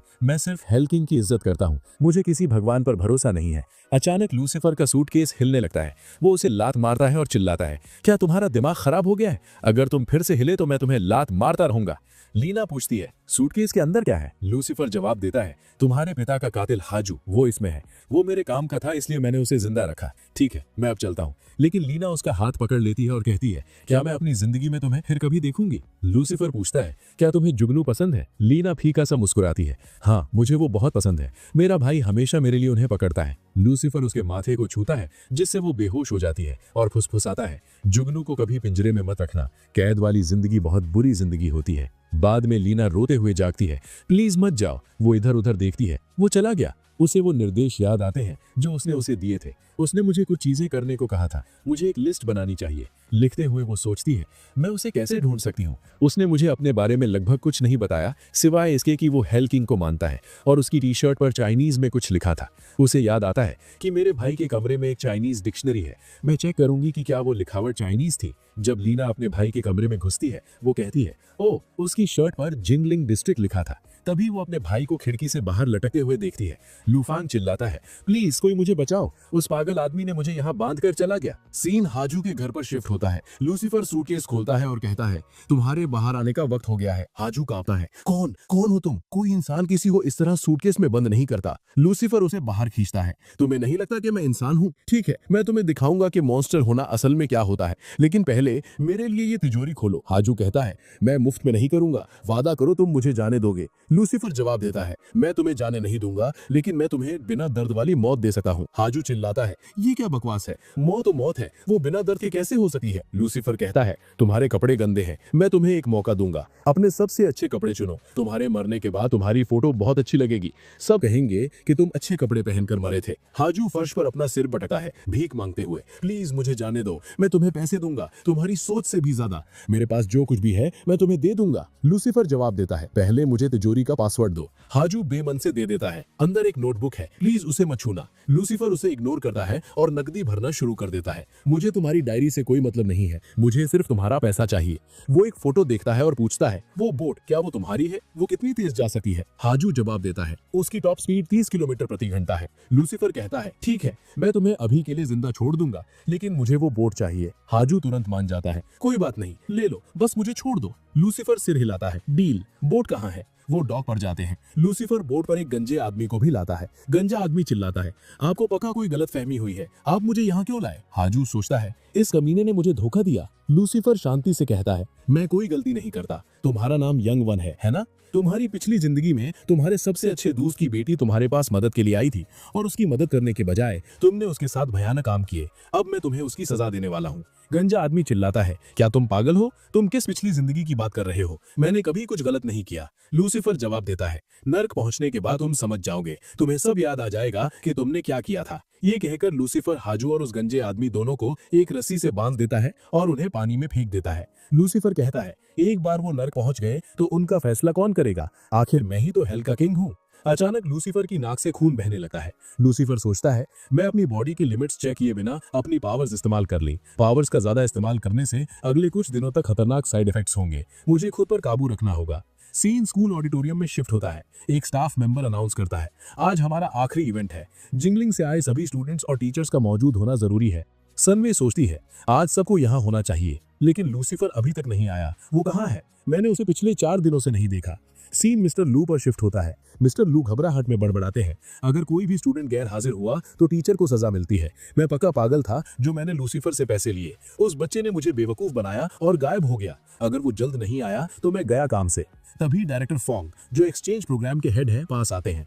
डायरेक्टर फोंग कहते हैं, मिस्टर लू, आपने कहा था कि लूसीफर नाम का स्टूडेंट जल्द ही आ जाएगा, वो अभी तक यहाँ क्यों नहीं है? 30 मिनट हो चुके हैं। आप जानते हैं कि आज कोई स्टूडेंट अनुपस्थित नहीं होना चाहिए। मिस्टर लू कहते हैं वो पास के किसी पीसी कैफे में गया होगा। आप जानते हैं आजकल के बच्चे कैसे होते हैं, वो गेम्स में खो जाते हैं और वक्त भूल जाते हैं। मिस्टर लू चिंता से सोचते हैं। डायरेक्टर फोंग को पहले ही लूसीफर पर शक है। अगर लूसीफर 1 घंटे में नहीं आया तो मैं पूरी तरह खत्म हो जाऊंगा। डायरेक्टर फोंग कहते हैं इवेंट 30 मिनट में शुरू हो रहा है। मैं उसे ढूंढने के लिए कुछ टीचर्स को इकट्ठा करता हूँ। आप भी ठीक से ढूंढिए। उस लड़के को कुछ नहीं होना चाहिए। अगर कुछ गड़बड़ हुई तो मैं आपको जिम्मेदार ठहराऊंगा। मिस्टर लू सिर हिलाते हैं। जी डायरेक्टर फोंग, चिंता मत कीजिए, मैं जल्द ही उसे ढूंढ लूंगा। जैसे ही फोंग जाते हैं मिस्टर लू गुस्से में बड़बड़ाते हैं। ये आदमी डायरेक्टर बन गया है और खुद को राजा समझता है। मुझे ऐसे डांट रहा है। अगर मेरी गलती ना होती तो मैं उसकी बात कभी ना सुनता। लूसीफर, तुम आखिर कहाँ चले गए? अगर तुम अभी नहीं आए तो मेरी नौकरी हमेशा के लिए चली जाएगी। आधे घंटे बाद डायरेक्टर फोंग टीम को इकट्ठा करते हैं। वो कहते हैं लूसीफर अभी तक वापस नहीं आया। सन में कहती है टीचर, हमें पुलिस में रिपोर्ट करनी चाहिए। एक स्टूडेंट विदेश में गायब है, कौन जाने वो किस हाल में है। डायरेक्टर फोंग सोचते हैं अगर पुलिस को पता चल गया कि एक स्टूडेंट गायब हो गया है तो सारी जिम्मेदारी मुझ पर आ जाएगी। एजुकेशन डिपार्टमेंट मुझे स्टूडेंट्स की निगरानी में नाकामी के लिए दोषी ठहराएगा। मैं अपनी पोजीशन खो सकता हूँ। सन में कड़ाई से कहती है मैंने लूसीफर को 4 दिनों से नहीं देखा। मुझे यकीन है वो गायब है। आप हिचकिचा क्यों रहे हैं? इससे पहले कि उसे कुछ हो जाए पुलिस को बुलाइए। डायरेक्टर फोंग जवाब देते हैं पुलिस को बुलाने से पहले चलो एक बार और ढूंढते हैं, शायद वो आसपास ही कहीं हो। फिर वो पूछते हैं मिस्टर लू, चूंकि लूसीफर आपके साथ रूम शेयर करता था, क्या उसने कभी यहाँ किसी रिश्तेदार के होने का जिक्र किया था? शायद वो उनके साथ रहने चला गया हो। मिस्टर लू जवाब देते हैं आई एम सॉरी, मुझे इसके बारे में कुछ नहीं पता। डायरेक्टर फोंग कहते हैं ठीक है, तो उसका सामान कहाँ है? मिस्टर लू जवाब देते हैं उसके कमरे में सर। डायरेक्टर फोंग कहते हैं गुड, चलो उसका कमरा चेक करते हैं, शायद हमें कोई सुराग मिल जाए। वो लूसीफर के कमरे के बाहर पहुंचते हैं। मिस्टर लू अंदर ही अंदर कांप रहे थे। मेरा सब खत्म हो गया। डायरेक्टर फोंग भड़कते हैं तुम वक्त क्यों बर्बाद कर रहे हो? दरवाजा खोलो। तभी दरवाजा धीरे से खुलता है। मिस्टर लू राहत में चिल्लाते हैं हो भगवान का शुक्र है तुम वापस आ गए। सुन में उसे देखती है और उसकी सांस अटक जाती है। लूसीफर, तुमने कपड़े क्यों नहीं पहने हैं? डायरेक्टर मांग करते हैं लूसीफर, मुझे बताओ तुम कहाँ गायब हो गए थे? लूसीफर शांति से जवाब देता है मैं थोड़ी देर के लिए पीसी कैफे गया था। गेम खेलते हुए मुझे वक्त का पता ही नहीं चला। प्लीज मुझे माफ कर दीजिए। डायरेक्टर चिल्लाते हैं तुम्हारे अंदर कोई डिसिप्लिन नहीं है। ये विदेश है, तुम जो चाहे वो नहीं कर सकते। एक स्टूडेंट ऐसा बर्ताव कैसे कर सकता है? जब तुम स्कूल वापस जाओगे तुम्हारे क्लास टीचर तुम्हें सजा देंगे। तुम एक पूरी रिपोर्ट लिखोगे और उसे अपनी पूरी क्लास के सामने पढ़ोगे। जैसे ही लूसीफर मिस्टर लू को घूरता है, मिस्टर लू जल्दी से आगे बढ़ते हैं और कहते हैं डायरेक्टर फोंग, इतना गुस्सा मत कीजिए, वो बस एक बच्चा है। इवेंट शुरू होने वाला है, चलिए अब चलते हैं। डायरेक्टर फोंग आ भरते हैं मेरे पास आज बहुत काम है। ठीक है, लेकिन इसे ठीक से संभालना। मिस्टर लू कहते हैं चिंता मत कीजिए डायरेक्टर, मैं इसे तैयार करके लाता हूँ। फोंग के जाने के बाद लूसीफर मुस्कुराता है और कहता है मिस्टर लू, आप एक अच्छे इंसान हैं। मिस्टर लू भड़कते हैं तुम्हारी वजह से मेरी नौकरी लगभग चली गई थी। जब हम वापस जाएंगे डायरेक्टर मेरे खिलाफ शिकायत दर्ज करेंगे। लूसीफर शांति से जवाब देता है आपने सही काम किया, इसीलिए मैंने वॉइस रिकॉर्डिंग डिलीट कर दी। अब से हमारी अच्छी बनेगी। आखिर मैं एक अच्छा इंसान हूँ, आप मेरी बातों पर भरोसा कर सके। मिस्टर लू कहते हैं ठीक है, मैं तुम पर भरोसा करूंगा। उस रात बाद में लूसीफर अपने कमरे से बाहर निकलता है और एक दरवाजा खटखटाता है। एक लड़की बाहर निकलती है और कहती है लूसीफर, तुम यहाँ क्या कर रहे हो? लूसीफर पूछता है सुन में कहाँ है? लड़की जवाब देती है वो नहा रही है। क्या तुम यहाँ उससे मिलने आए थे? लूसीफर कहता है एक काम करो, उससे कहना मैं छत पर उसका इंतजार कर रहा हूँ। छत पर सुन में आती है। लूसीफर कहता है देखो बर्फ गिर रही है, मैंने तुमसे कहा था, मैं यहाँ सिर्फ बर्फ देखने आया हूँ। फिर वो उसे पास बुलाता है और उसे कोक का एक कैन पकड़ाता है। सुन में कहती है अगर मैं इतनी रात को ये पीऊंगी तो मैं मोटी हो जाऊंगी। लूसीफर जवाब देता है कोई बात नहीं, तुम थोड़ा वजन बढ़ा सकती हो। कोक पीते हुए वो सोचती है ये लड़का कितना अजीब है, आज सुबह डायरेक्टर ने इसे इतनी बुरी तरह डांटा, फिर भी ये अभी कितना खुश लग रहा है। लूसीफर कहता है तुम्हें पता है आज मेरा मूड बहुत अच्छा है। सुन में पूछती है डांट खाने के बाद तुम्हारा मूड अच्छा कैसे हो सकता है? लूसीफर जवाब देता है क्योंकि आज आखिरकार मैंने वो काम कर दिया जो मैं बहुत समय से करना चाहता था। सुन में कहती है तो तुम्हें सच में बर्फ देखना पसंद है? मुझे लगा वो बस एक साधारण इच्छा थी। लूसीफर कहता है मैंने हमेशा लोगों को कहते सुना है कि उनकी जिंदगी में बहुत पछतावे हैं, शायद मेरे भी थे, लेकिन इस जिंदगी में मैं एक भी पछतावा पीछे नहीं छोड़ना चाहता। मैं बिना किसी पछतावे के जीना चाहता हूँ और उसके लिए जो भी करना पड़े मैं करूंगा। सुन में सोचती है वाह, लूसीफर सच में बहुत कूल है। लूसीफर करीब आता है और कहता है क्या तुम मेरे लिए कुछ कर सकती हो? सुन में जवाब देती है क्या बात है? इस बीच वो घबराहट में सोचती है ये क्या पूछने वाला है? अगर ये हाथ पकड़ना चाहता है तो ठीक है, लेकिन इसे किसके लिए नहीं पूछना चाहिए? ज्यादा से ज्यादा शायद गाल पर ही किस, उससे ज्यादा कुछ नहीं। लूसीफर कहता है क्या तुम्हें रिपोर्ट लिखनी आती है? डायरेक्टर फोंग ने मुझे एक रिपोर्ट लिखने को कहा था, क्या तुम प्लीज मेरे लिए वो लिख दोगी? सुन में पूछती है कैसी रिपोर्ट? सीन प्रिंसिपल सन के ऑफिस में शिफ्ट होता है। प्रिंसिपल सन गुस्से में बड़बड़ाते हैं मुझे यकीन नहीं उस बदमाश ने मेरी बेटी का दिल जीत लिया है। यनबियान की बस एक स्कूल ट्रिप और उसने उसे चुरा लिया। मुझे पता लगाना होगा कि सुनमे और लूसीफर के बीच क्या चल रहा है। फिर हमें पिछले दिन का एक फ्लैशबैक दिखता है। सनमी ट्रेन से उतरती है और फिसल जाती है, लेकिन लूसीफर उसे ठीक समय पर पकड़ लेता है। उसी पल प्रिंसिपल सन वहां पहुंच जाते हैं। सनमी कहती है डैड, आपने कहा था कि आप मुझे लेने पढ़ने नहीं आएंगे। सीन प्रेजेंट में शिफ्ट होता है। प्रिंसिपल सन खुद से कहते हैं, कोई तरीका नहीं है कि मैं उस लड़के को अपनी बेटी को डेट करने दूं, मुझे उसे रोकना होगा। वो लूसीफर के क्लासरूम में जाते हैं। सारे स्टूडेंट्स फुसफुसाते हैं। प्रिंसिपल सन कभी अपना ऑफिस नहीं छोड़ते। किसी ने पक्का कुछ बहुत गंभीर किया होगा। उम्मीद है वो जल्दी चले जाएंगे। जब वो आसपास होते हैं तो हम चैन की सांस भी नहीं ले सकते। लूसीफर पीछे शांति से सो रहा था। वो अपनी आंखें खोलता है और कहता है, एक पल पहले यहाँ शांत माहौल था, अचानक इतना खतरनाक क्यों लग रहा है। वो ऊपर देखता है और प्रिंसिपल सन को देखता है। लूसीफर सोचता है, ये बुढ़ा यहाँ क्या कर रहा है। प्रिंसिपल सन अनाउंस करते हैं, स्टूडेंट्स, मुझे तुम्हें कुछ बताना है। तुम्हारे क्लास टीचर मिस्टर वू कल रात बर्फ पर फिसल गए और उन्हें चोट लग गई। जब तक वो वापस नहीं आते मैं तुम्हारी क्लास लूंगा। अगले 5 दिनों तक तुम्हारे टेस्ट होंगे। मैं चेक करूंगा कि तुम्हें अपना कोर्स वर्क कितना आता है। जो भी फेल होगा वो स्कूल के मैदान में बर्फ साफ करेगा। लूसीफर सोचता है, ऐसा क्यों लग रहा है कि वो ये अनाउंसमेंट सीधे मेरे लिए कर रहे हैं।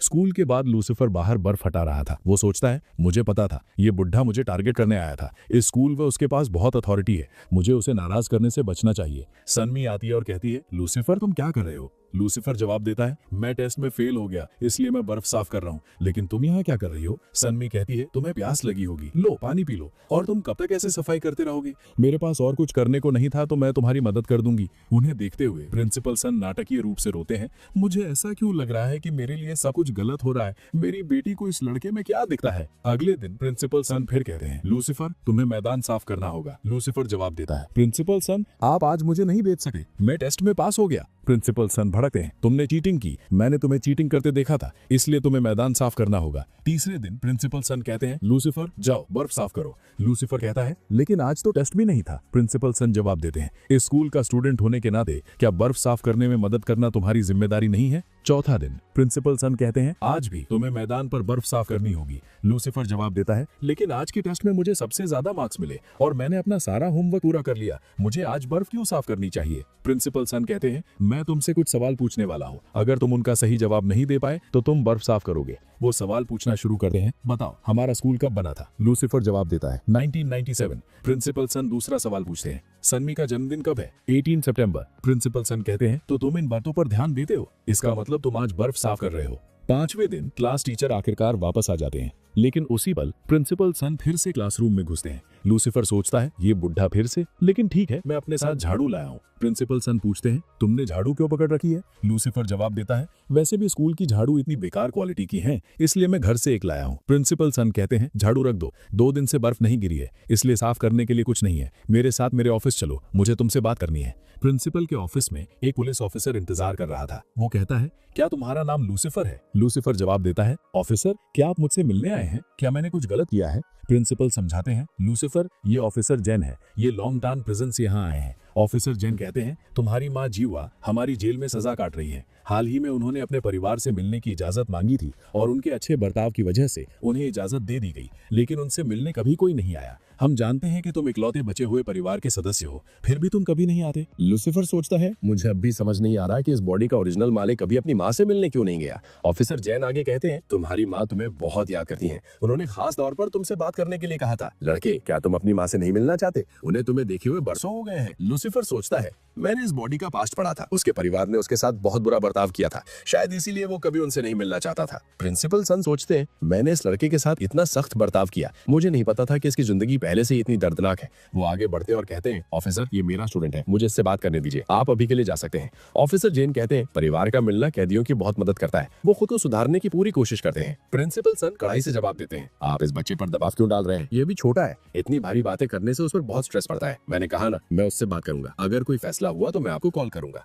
ऑफिसर जेन सर हिलाते हैं और चले जाते हैं। लूसीफर सोचता है, तो इस बुढ़े का दिल असल में अच्छा है। ऑफिसर के जाने के बाद प्रिंसिपल सन लूसीफर के बगल में बैठते और कहते हैं, मैंने तुम्हारे स्कूल रिकॉर्ड्स पढ़े, अब मुझे सब पता है, तुम्हारे परिवार में क्या हुआ, तुम्हारी माँ और बाकियों ने तुम्हारे साथ क्या किया। मुझे नहीं पता था कि तुम्हारी जिंदगी इतनी मुश्किल थी, लेकिन ध्यान से सुनो, तुम बहुत समझदार बच्चे हो, तुम अपनी माँ से मिलना चाहते हो या नहीं, ये फैसला पूरी तरह तुम्हारा है। खुद पर दबाव मत डालो, अपनी जिंदगी आजादी से जियो। और हाँ, बहुत देर हो गई है, घर पर तुम्हारे लिए खाना बनाने वाला कोई नहीं है ना, मेरे साथ चलो, हम साथ में डिनर करेंगे। सनमी के घर पर सनमी भुट्टा खा रही थी, तभी दरवाजा खुलता है। वो कहती है, डैड आप वापस आ गए। लूसीफर उनके पीछे से अंदर आता है और कहता है, और मैं तुम्हारे डैड के साथ आया हूँ। लूसीफर को देखकर सनमी तुरंत लाल हो जाती है और अपने कमरे की तरफ भागती है। सनमी सोचती है, मुझे उम्मीद नहीं थी कि लूसीफर डैड के साथ घर आएगा और मैं वहाँ ऐसे भुट्टा खा रही थी, उसने मुझे ऐसे कपड़ों में देख लिया। इस बीच लूसीफर सोचता है ये असल में बहुत क्यूट है। प्रिंसिपल सन चिंता से सोचते हैं ऐसा क्यों लग रहा है कि मैं अपने घर में भेड़िया ले आया हूँ, क्या मेरा फैसला मुझ पर भारी पड़ेगा। प्रिंसिपल सन कहते हैं पहले तुम दोनों अपना होमवर्क खत्म करो। लूसीफर तुम अपना लिविंग रूम में करो, सनमी तुम अपने कमरे में जाओ। अगर तुम दोनों ने बात की तो मैं तुम्हें छोड़ूंगा नहीं। दोनों काम करने बैठ जाते हैं। सनमी सोचती है लूसीफर बस शांत होने का नाटक कर रहा है, वो मेरे डैड से बिल्कुल नहीं डरता। अचानक लूसीफर एक पर्ची पर कुछ लिखता है और सनमी को इशारा करता है। वो सोचती है इसने क्या लिखा। वो पर्ची खोलती है। लूसीफर ने लिखा था तुम्हारे डैड असल में बहुत अच्छे इंसान है। सनमी सोचती है अगर डैड लूसीफर को घर लाए हैं तो क्या इसका मतलब वो हमें अप्रूव करते हैं। वाओ डैड आप सच में बहुत अच्छे हैं। इस बीच प्रिंसिपल सन उन दोनों को घूरते रहते हैं। वो सोचते हैं भले ही मैंने उन्हें बात करने से मना किया था, वो फिर भी बातें कर रहे हैं और मुझे ऐसे इग्नोर कर रहे हैं जैसे मैं यहाँ हुई नहीं।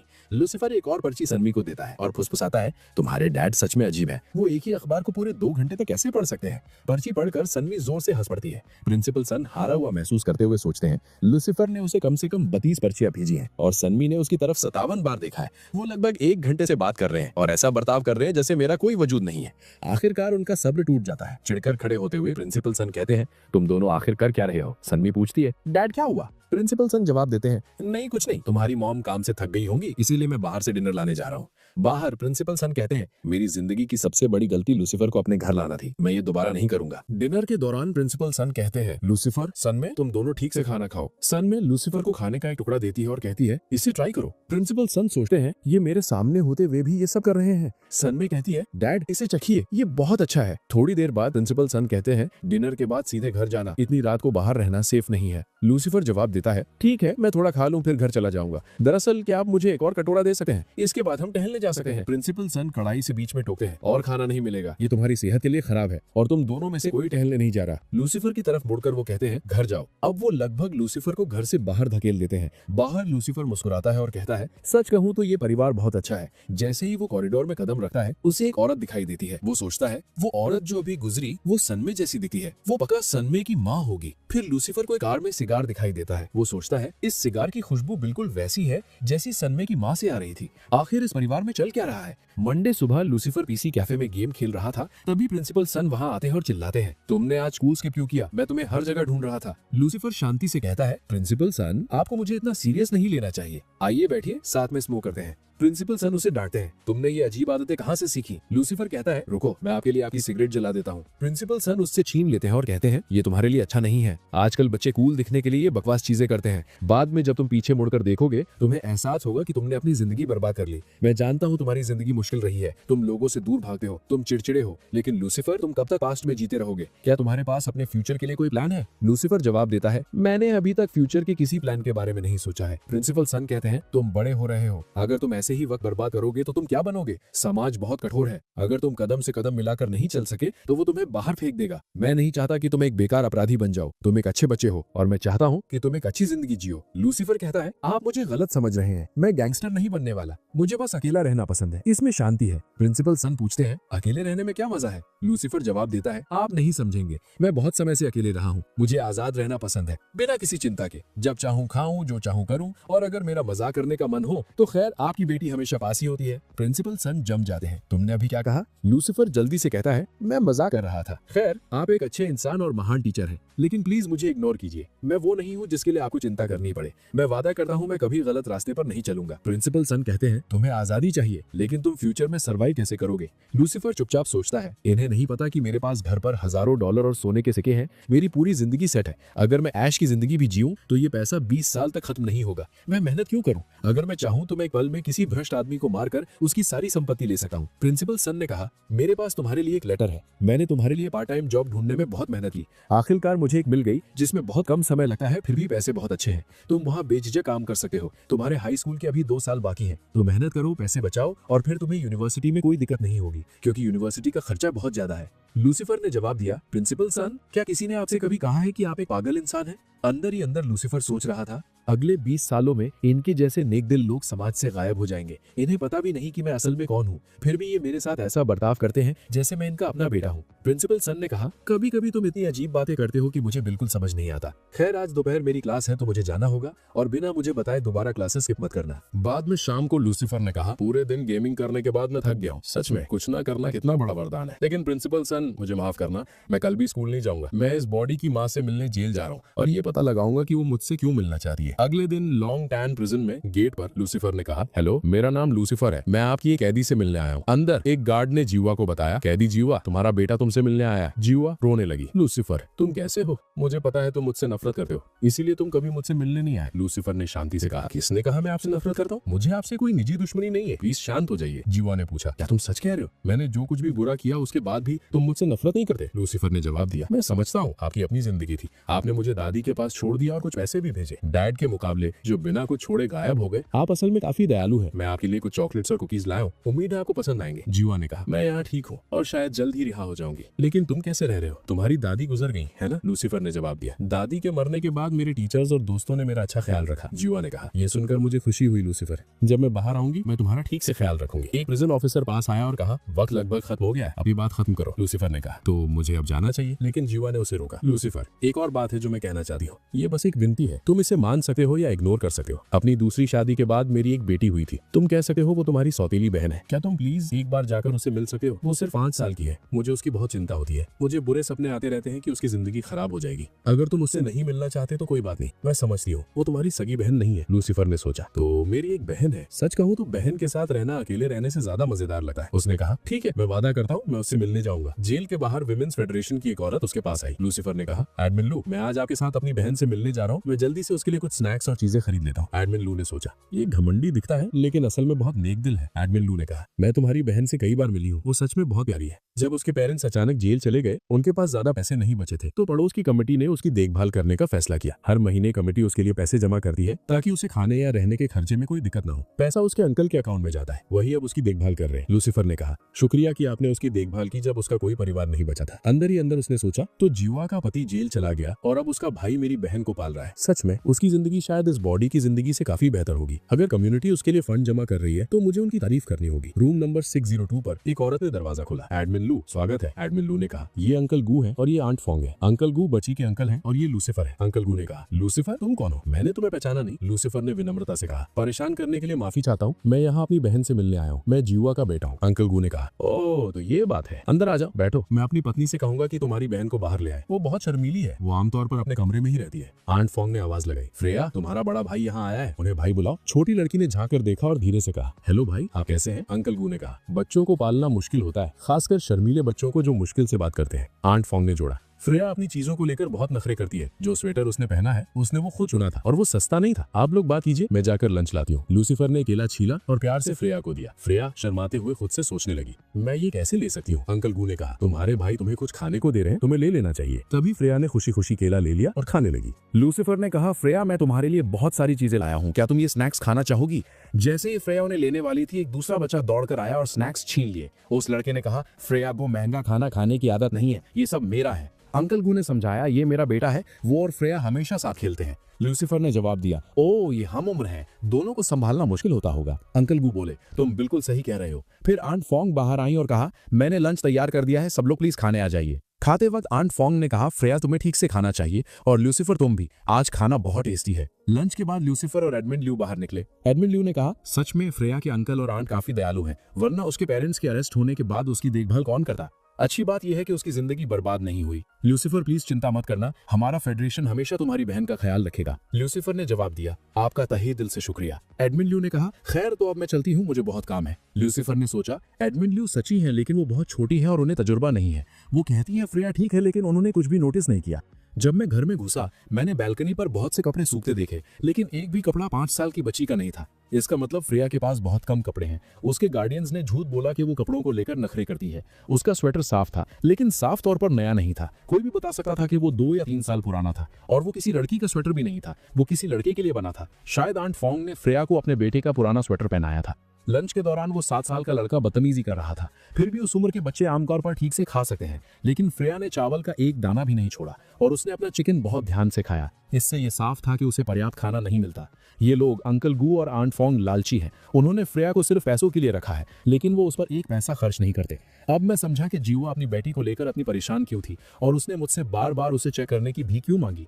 आमतौर पर मुझे इन चीजों की परवाह नहीं होती, लेकिन इस दुनिया में मेरा कोई परिवार नहीं है और वो इकलौती फैमिली मेंबर है जो मेरे पास है। है, मैं उसे तड़पने नहीं दे सकता। लूसीफर अंकल गू के दरवाजे पर गया। जैसे ही वो खटखटाने वाला था, अंकल गू ने दरवाजा खोला। अंदर लूसीफर ने देखा कि आंट फॉन्ग फ्रेया को पीट रही थी। आंट फॉन्ग चिल्ला रही थी, मैंने कहा था ना जब मैं तुम्हें मारूं तो चुप रहना। अगर पड़ोसियों ने सुन लिया तो वो क्या सोचेंगे? मैंने तुम्हें बर्तन धोने को कहा था लेकिन तुमने कटोरा तोड़ दिया। हमें तुम्हें पालने के लिए हजारों डॉलर नहीं मिलते, हमें सिर्फ $200 मिलते हैं, और अब तुम चीजें तोड़ रही हो और हमारा नुकसान करवा रही हो। अंकल गू ने लूसीफर को देखा और भड़के, लड़के तुम यहाँ क्या कर रहे हो? लूसीफर ने गुस्से में कहा, तुम्हारी मेरी बहन पर हाथ उठाने की हिम्मत कैसे हुई? उसने अंकल गू को लात मारी। लूसीफर ने आगे कहा, तुम पहले अच्छे बनने का नाटक कर रहे थे लेकिन जैसे ही हम गए तुम उसे पीटने लगे। आंट फॉन्ग आगे बढ़ी, तुम्हारी मेरे पति को मारने की हिम्मत कैसे हुई? लूसीफर ने ठंडेपन से कहा, रास्ते से हट जाओ वरना मैं तुम्हें भी नहीं छोड़ूंगा। उसने अंकल गू को पैर से पकड़ा और फर्श पर घसीटा। अंकल गू घबरा गए, तुम क्या कर रहे हो? मुझे छोड़ो, मैं पुलिस को बुलाऊंगा। तभी दादी आगे आई, मेरे बेटे को छोड़ दो। लूसीफर ने उन्हें घूरा, ए बुढ़िया, तुम्हें लगता है तुम मुझे रोक सकती हो? क्या तुम्हें शर्म नहीं आई? तुम्हारी बहू तुम्हारी पोती को, एक 5 साल की बच्ची को पीट रही थी और तुम वहां खड़ी देख रही थी। लेकिन अब जब तुम्हारा बेटा मुसीबत में है तुम्हें अचानक परवाह हो रही है। शर्म आनी चाहिए तुम्हें। दादी चिल्लाई, तुम अपनी माँ की तरह ही बेकार हो। उसने मेरे बेटे से शादी की और फिर इस राक्षस को जन्म दिया। जब से ये पैदा हुई मेरे बेटे की जिंदगी बर्बाद हो गई। वो अच्छे से रह रहा था लेकिन पता नहीं ये क्या मनहूसियत लाई, वो जेल चला गया। लूसीफर ने जवाब दिया, तुम्हारा बेटा अपने खुद के गुनाहों की वजह से जेल गया। इस बच्ची ने कुछ गलत नहीं किया तो तुम इसे राक्षस क्यों बुला रही हो?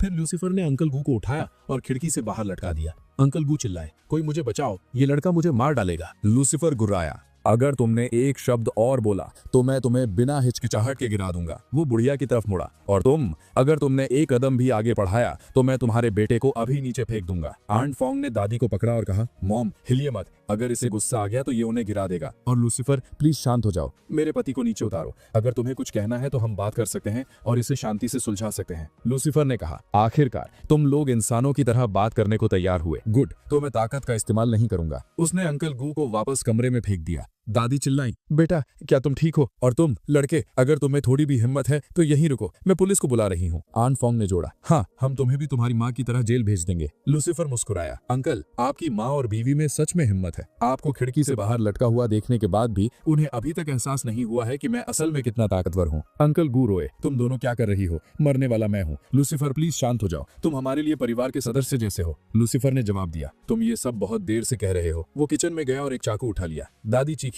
अगर तुम मेरे बेटे को मारना चाहते हो तो तुम्हें पहले मुझे मारना होगा। लूसीफर ने ठंडेपन से कहा, तुम किस्मत वाली हो, मेरा आज किसी को मारने का मूड नहीं है, लेकिन अगर तुम लोगों ने अपना घिनौना बर्ताव बंद नहीं किया तो मैं इस घर में किसी को मार दूंगा। आंट फॉन्ग चिल्लाई, अगर तुमने कुछ भी किया तो पुलिस तुम्हें अरेस्ट कर लेगी। लूसीफर ने जवाब दिया, मैं अभी नाबालिग हूँ, अगर मैं तुम सबको मार भी दूं तो मैं 2 या 3 साल में बाहर आ जाऊंगा, तो मुझे आजमाना मत, मैं तुम्हें मार सकता हूँ। अंकल गू कांपे, क्या तुमने नहीं सुना? मैंने तुम्हें शांत होने को कहा। लूसीफर, लड़ने का कोई फायदा नहीं है, मैं जानता हूँ तुम गुस्से में हो, मैं तुम्हें शांत करने के लिए कुछ भी करूंगा। अगर तुम चाहते हो कि हम तुम्हारी बहन के साथ ठीक से बर्ताव करें तो हम वो करेंगे, मैं वादा करता हूँ। लूसीफर ने कहा, तुम्हारे गंदे मुंह से निकले एक भी शब्द पर मुझे भरोसा नहीं है। मेरे पास एक ज्यादा आसान उपाय है, मैं अपनी बहन को अपने साथ ले जा रहा हूँ। आंट फॉन्ग घबरा गई, लेकिन अगर फ्रेया चली गई तो उन पैसों का क्या जो हमें उसके लिए मिलते हैं? लूसीफर भड़का, तो ये बात है, तुम मेरी बहन को महीने के $200 और उसके पेरेंट्स की संपत्ति के लिए रख रहे हो। चिंता मत करो, मुझे तुम्हारे पैसों में कोई दिलचस्पी नहीं है, तुम्हें महीने के पैसे मिलते रहेंगे, बस मेरी बहन को मेरे साथ भेज दो। अंकल गू ने फिर कोशिश की, लेकिन तुम समझ नहीं रहे हो। लूसीफर ने उसे जोर से लात मारी जिससे वो फर्श पर गिर गया। लूसीफर ने कहा, मैं इजाजत नहीं मांग रहा, मैं तुम्हें बता रहा हूँ, अगर तुम में हिम्मत है तो ना कहो, लेकिन उसके बाद जो होगा वो तुम्हारे लिए बहुत खतरनाक होगा। याद रखना, तुम्हारा बेटा सिर्फ 7 साल का है और स्कूल जाता है। आंट फॉन्ग टूट गई, ठीक है, ले जाओ अपनी बहन को और चले जाओ, बस कभी वापस मत आना। लूसीफर ने आह भरी, मैं शुरू से यही कहने की कोशिश कर रहा था, तुम लोगों ने ये सारा फालतू का ड्रामा खड़ा किया। वो फ्रेया के पास घुटनों पर बैठा और धीरे से कहा, क्या तुम मेरे साथ चलना चाहती हो? मैं पक्का करूंगा कि तुम समय पर खाना खाओ और कोई तुम्हें फिर कभी नहीं मारेगा। फ्रेया ने रोते हुए कहा, अगर आप मुझे नहीं मारेंगे तो मैं आपके साथ चलूंगी। लूसीफर मुस्कुराया, मैं वादा करता हूँ, आज से मुझे पापा बुलाना, भाई बुलाना। तुम्हारा नाम क्या है? उसने कहा, मेरा नाम गुया है। लूसीफर ने जवाब दिया, ये परिवार भयानक है, तुम्हें उनका सरनेम फिर कभी इस्तेमाल करने की जरूरत नहीं है। उसने फ्रेया का हाथ पकड़ा और अपने घर की तरफ चलने लगा। लूसीफर के घर के बाहर वो सनमे को वहां खड़ा देखकर हैरान रह गया। सनमे ने कहा, लूसीफर तुम आखिरकार घर आ गए। लूसीफर ने पूछा, सनमे तुम यहाँ क्या कर रही हो? सनमे ने कहा, मैंने तुम्हें सुबह से कम 100 बार कॉल किया, तुमने एक बार भी नहीं उठाया। लूसीफर ने कहा, सॉरी, मुझे पता नहीं था कि मेरे फोन की बैटरी खत्म हो गई। सनमे ने फिर फ्रेया की तरफ देखा और कहा, ये छोटी बच्ची कितनी क्यूट है, ये कौन है? ये तुम्हारे साथ क्या कर रही है? लूसीफर ने लापरवाही से कहा, ओह ये मेरी बेटी है फ्रेया, मुझे डैड बुलाओ। फ्रेया ने तुरंत कहा, डैड? सनमे जम गई। ये कैसे मुमकिन है? फ्रेया ने लूसीफर की तरफ देखा, कंफ्यूज होकर। भाई, आप मुझे आपको डैड बुलाने के लिए क्यों कह रहे हैं? सनमे ने लूसीफर को हल्के से मारा और चिल्लाई, तुम मजाक करना कब बंद करोगी? आगे क्या होगा ये अगले एपिसोड में पता चलेगा। देखने के लिए शुक्रिया और बने रहिए।